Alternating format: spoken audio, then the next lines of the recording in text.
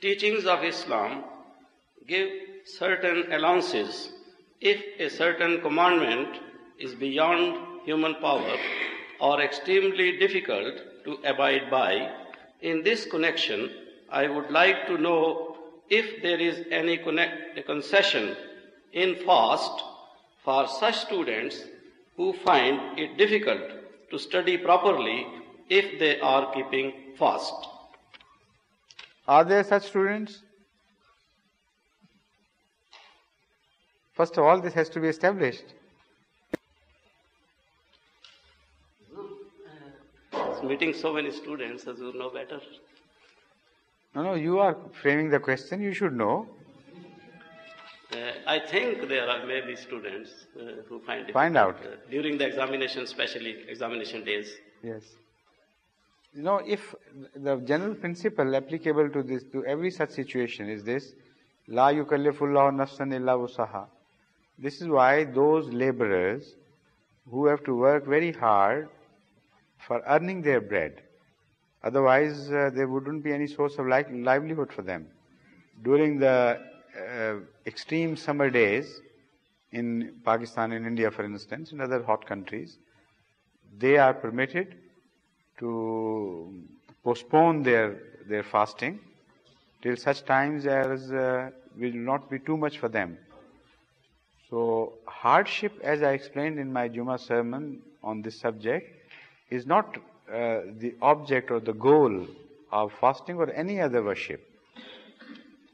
The goal is purification and ultimate creation of love and the sense of submission to the will of God. So that should be achieved, and no such worship should be undertaken as is beyond one's capabilities at a time.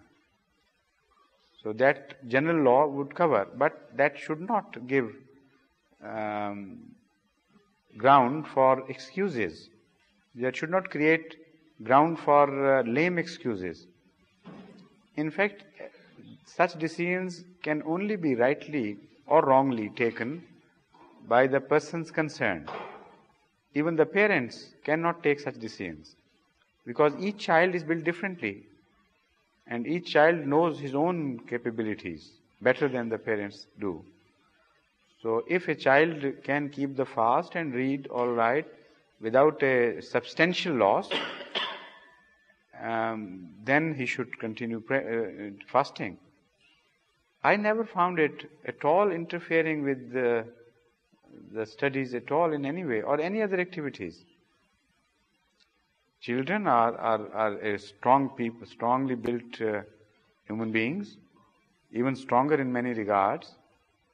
Physical exercise is also possible during fasting, quite extensively too.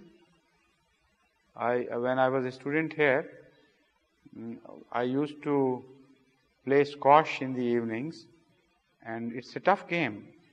And I remember during the Ramadan, I used to play sometimes 2 hours or 3 hours continuously.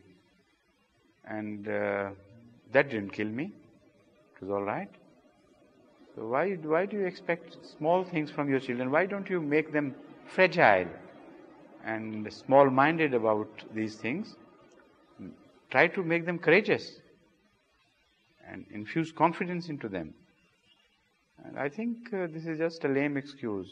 As far as the children are concerned, a majority, of course, among them would be capable of fasting as well as studying. With some hardships, yes, but why not? Everybody else has to go through some hardships for the sake of earning some better qualities. So that is a part of life. I used to play tennis up to the age of 17. MashaAllah. Even in Ramadan. Even in Ramadan, look. So, old age is in some ways similar to childhood. But in this regard, it is harder on older people, much harder than children.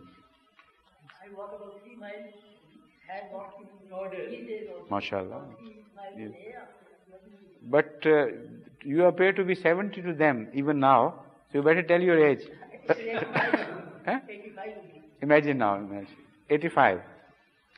And there was one gentleman in Sindh who is still, with the grace of Allah, alive. A few years ago, there was a debate about his age. And he thought he was about 125 years old. He remembered the days of Ghadar and all this. So his grandson was, in fact, he's called his grandson, but he's not his grandson. He was the younger brother of Chaudhry Muhammad Ali's grandfather. So he's called a grandfather as well. But not much difference between the ages of the two. So he's almost like a grandson, real. He is about 70. So whose grandson is 70, he should be imagining. Chaudhry Muhammad Ali Sahab told me, after many calculations, that the minimum age should be about 115. So at that age, he walked from Nasrabad to Kundri, which is 6 miles, and walked back as well. Huh? Simple, plain farmer with a very simple life he has led, but he walked straight as well. And whenever he went for long distances, he always took his shoes off and put them here, like this. Then he was busy. Yes, that's the difference, That would add another 3 miles to you. Yes. MashaAllah, Alhamdulillah. Yes. And here there are youth. Among them, one of them at least I remember, who walked with me during the morning walks for 5 miles and decided never to come again. Yes, he said it's sufficient for 1 year. And Mirza Sahib has been walking 5 miles daily, 6 miles even daily, at the age of 85 with the grace of Allah, Alhamdulillah.